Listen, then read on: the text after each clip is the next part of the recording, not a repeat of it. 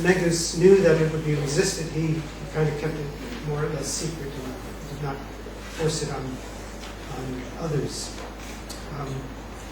But of course, later they played it up and led to the different view of Edison. Percent of Christians today. Well, maybe my Ethiopian brothers can help me here. I'm thinking the Orthodox Church is about half, 45% maybe, and then 50? Okay. And then the other Christians, mostly Protestants, about 15%? Yeah. And very small percentage of Catholics. It's just 2 or 3%.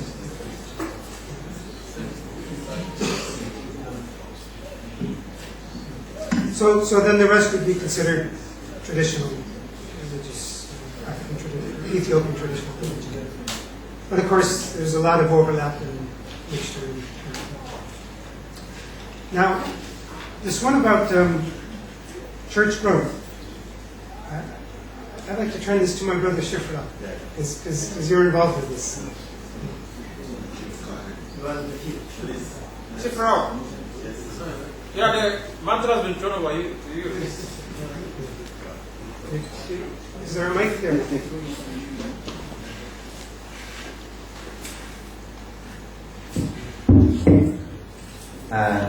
In Ethiopia, there are many people who become the follower of Jesus in different contexts. Some stayed as a Muslim, and some joined into the existing church. And currently we have around 30,000 converts in west and eastern part of Ethiopia. So it's a kind of good work in there. So church is growing in Muslim context. Before there was no even indigenous church in those highly Muslim populated area. But currently we can find that there are a lot of new started fellowship to those who are highly Muslim populated area, like 100%.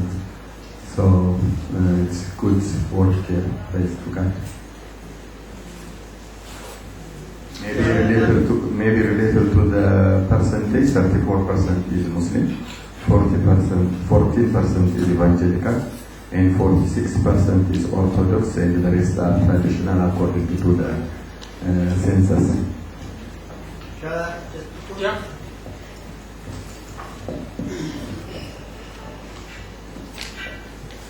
With regard to the legacy of Christians,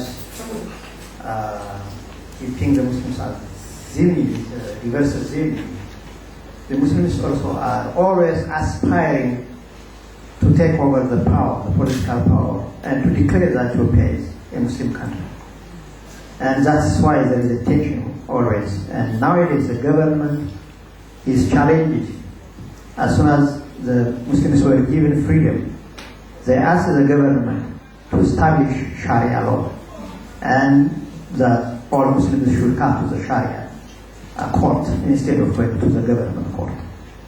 And that became a challenge and discussion in the parliament today. And still today, they feel that they are not fully given full freedom because they are not allowed. And they have also nowadays establishing Muslim schools.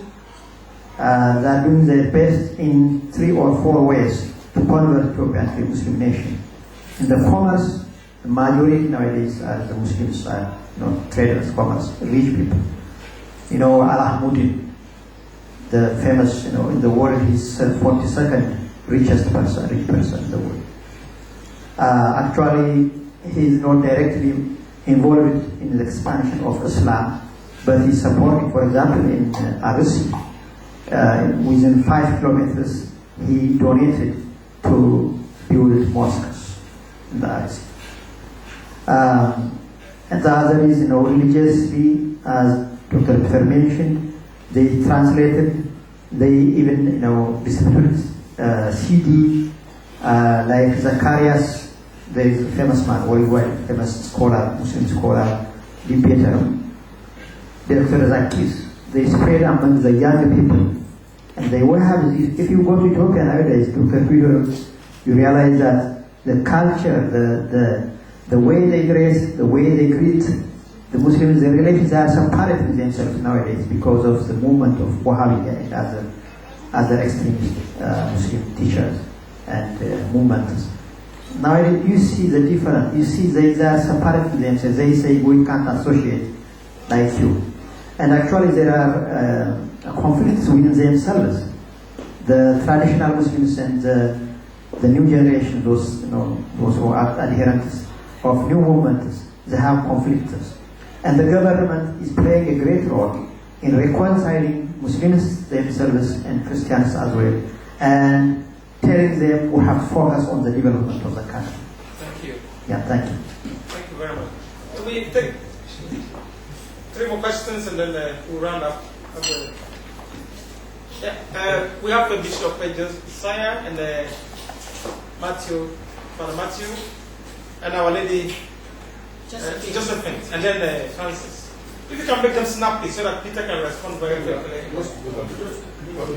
Yeah. All right. My only is I've seen on a number of occasions Ethiopia being one of the flagship for insider movement or people converting from within Islam. Do you know about this? And is there anything that you could tell us on that? I just wanted to find out the role of religion in the dictatorship of ministers now, how we are still on for such a long time. What role religion has played, whether Islam, Christianity, given that is only what is at best the secular government.